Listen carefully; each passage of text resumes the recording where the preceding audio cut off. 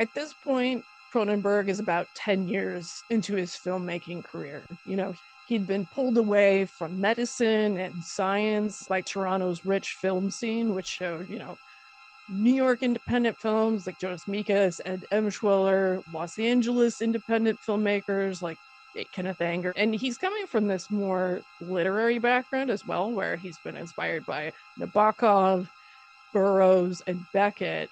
And it's the inverse of what we've just seen, right? These people who are together forever, ostensibly, who really can't stand each other. And, oh, this beautiful woman, she loves animals. She's so good-hearted. She's sort of, petty, and then she tries to suck the cow's blood. Doesn't really work. And The Fly, for example, we have a couple where one partner is undergoing this physical change that is tearing them apart and makes them feel horrible. And the other partner is just forced to watch helplessly and can't do anything. The scene where Rose seduces her last victim. But at the end of the day, we still need to eat, still need to shit, still need to have sex, right? Like we're still drawing, it's a very Freudian kind of view of the world, or even Hobbesian. But it was also the model on the ivory snow box holding a baby, which was probably the greatest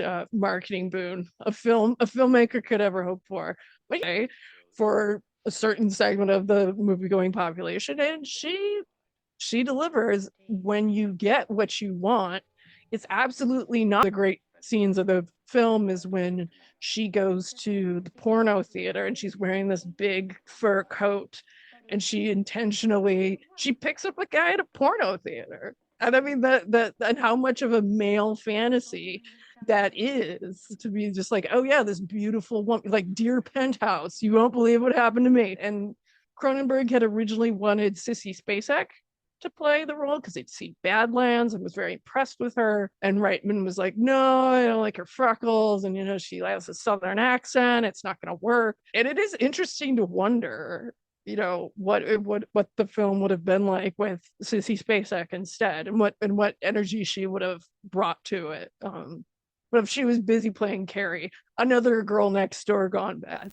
So that, when it feeds, it's like a baby, it's ecstatic. There's this joy, there's this satisfaction that comes with it. And there's the modern vampire like Dracula, and then there's sort of these older, more traditional stories that have to do with like, ravishing victims instead of just drinking, right? It lives beside these fantastical moments, and humor is such a huge part of that. Like it's this little release valve for the absurdity of a